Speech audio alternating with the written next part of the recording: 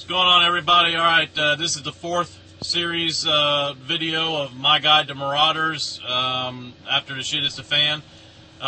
This video is going to deal with how to designate the leadership and how to take them out. Now, obviously, military tactics, even law enforcement tactics, one of those tactics when you're up against another force is to take out the leadership. You take out the leadership, the rest of the unit starts to fall apart. All right. This can be seen in Vietnam with the Viet Cong. All right. We don't salute out in the field. You salute out in the field, your leadership gets killed. All right, because you salute your leadership. The Viet Cong found this out. All right, they started freaking putting snipers in the area, and anytime that someone would get saluted, that person would die. All right, or that person would get shot or sniped. And this happens because you take out the leadership, the unit gets demoralized, the unit doesn't know what to do now because no one's giving them orders. All right, now, in our military and everything else, we adapted to that, and we've got people to take over. All right, but the marauders, depending on who they are, organized, they're going to have people to take over. But disorganized, you take out the leadership, and that's going to break them apart rather quickly. All right, with the organized, you know, it's kind of like the Hydra. You know, you cut off the head, another one grows back. All right, but you lay out a plan to take out the leadership, and if another leadership arises, you take out them. Eventually, they're going to run out of leadership. Eventually, they're going to break down too. All right, no one's going to want that job. All right, especially in a marauder. And no matter how organized you are as marauders, eventually people are going to be like, listen, every time someone takes over as a leader, all right, they get killed. So we're done. As far as I'm concerned, in the shit at the fan scenario, this might be the quickest way to stop a marauding force from attacking you. Okay, so to put this in perspective, when I was in the Marine Corps to become Special Operations capable, we went through riot control training. All right, well, even in riot control training, they pretty much implement the same kind of tactics. All right, they want to take out the leadership of the rioters. They want to take out the instigators. All right, and this is one of the first things that we learned about riots is the people. All right, yeah, they're angry, yeah, they're upset, but the reason why it gets violent is because there are instigators that instigate the violence. All right, we've learned how to isolate the instigators. All right, and when we take them out, the rest of the rioters calm down because there's nobody pushing them. There's nobody sitting there, you know, whispering in their ear, you should throw that rock. All right, so the basic look of a riot looks like this. All right, you've got your riot control, which is right here with their shields. All right, and then you got your rioters. And then you have your instigators. These guys are the leaders. They're the ones controlling the rest of the riot. They go over here and they tell the guy, you know, hey, you should throw that rock. They come over here, hey, you should push that shield and bump up against it. All right? Now, to take care of this, we instigate or we employ a snatch team. And it usually consists of 4 guys with a shield and 2 guys without shields. All right. Now, what happens is once the instigator is identified, all right. So the instigator is identified. When that instigator makes the mistake of getting too close by talking to these guys up here, the floodgates open. Basically, we spread apart, and the snatch team runs out, grabs this guy, and pulls him back into this area where the rest of the rioters aren't. We essentially take out the leadership. All right? Now, with that being said, how do you apply this to marauders or to the attacking force? Well, it's the same thing as military tactics. I mean, it can be applied the same way. Instead of a snatch team, you have a designated marksman, you have a sniper. All right? The rest of if you're being attacked, the rest of your people are all online and they're in their defensive positions and everything else, and they're firing, all right, trying to hold back the horde, basically, all right? But the sniper, you need to teach him, you need to make sure that he knows how to identify the leadership.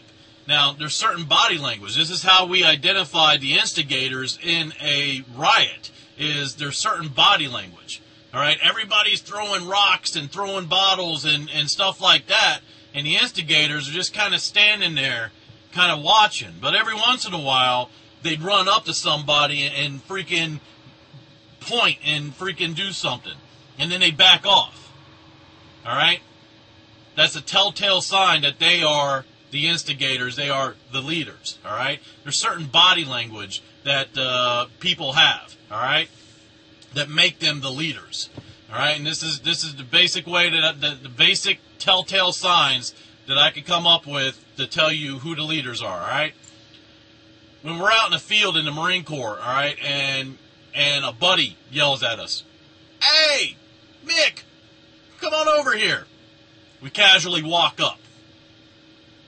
All right, he's not a leader; he's a friend of mine. But if our CO, "Hey, Sergeant so-and-so, come here," we run up to him. See the difference?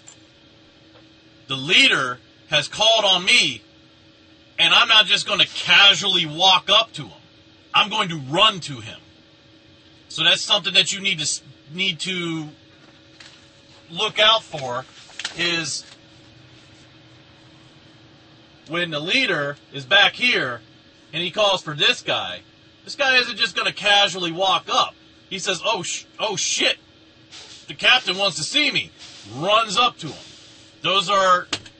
That's something that you need to look out for, because the person running up is the lower, and the person standing there waiting for the other guy, that's the leader. Other telltale signs is when someone is talking, all right, he's pointing. That's body language. Again, he's pointing. He's freaking talking to a guy. He's putting his hands up and he's doing this, and he points over here, and then he calls someone else over and he points over there, and everything else, all right? You know, what was it in the Marine Corps? Freaking the drill instructors, you know, the freaking knife hand. You nasty, nasty, nasty. All right? They're the leaders. All right? They're always freaking pointing. They're always freaking, you know, trying to usher you into a certain spot. They're coming up with their plan or something like that. They're freaking telling you, you need to go over there. You need to do this. You need to do that. It's the body language. All right? Now, in like a full all-scale attack, all right, most of the time, I'm not saying all the time, but most of the time, the leadership, all right, is behind the rest of the people. They're not at the front line, all right, freaking charging. Come on, what do you want to do, live forever? All right, most of the time. All right, so that's another telltale sign, all right? Used to be Civil War, and even before that, you used to get online, all right, and march and into a field, and another unit, your enemy, would march into a field, but the leadership would be up on top of a hill. All right, now I'm not saying that that's the way it's going to be, but that's another telltale sign. You've got the ones that are fighting, the ones that are in the mix, okay? And the leadership is behind them. The leadership is behind them, calling out orders, telling, yo, get up there, get online, you're falling back, get up there. Again, all right, this is what your designated marksman needs to be looking for. It needs to be looking for those telltale signs that that's the leadership, all right? When, again, disorganized, you take out that main leadership, that main guy that's barking the orders, the rest of the unit pretty much just falls apart because they don't know what to do. No one's telling them what to do, all right? Organized, you may take out that leader and someone may take his place. You have to watch out for that. All right, if someone takes his place, you got to be able to take them out too. eventually they're going to run out of heads. They're going to run out of people who are willing to take their place. They're going to run out of people who can take their place. And then eventually, again, their unit just kind of falls apart. They have no cohesiveness. They have nobody giving them orders. They don't know what to do. All right? So, there you go. Again, this has been a 4-part series, so if you haven't seen the first 3, go back to them. All right? I may do some more. If anybody's got any suggestions or questions or anything else like that, hit me up. All right? I mean, this is, for preppers, this is the big thing. This is what we are mostly afraid of, besides the shit hit the fan, is what comes afterwards. And every single time after any kind of disaster, all right, whether it be looters or marauders, but bad people come. All right? And when those bad people come, you need to be able to take care of yourself. So, with that being said, again, hit me up if you have a suggestion for another video or something like that. If you just have a question, all right? I'm not saying that I can answer it, but I'll do my best, all right? I'm Agent Grunt. I'm out.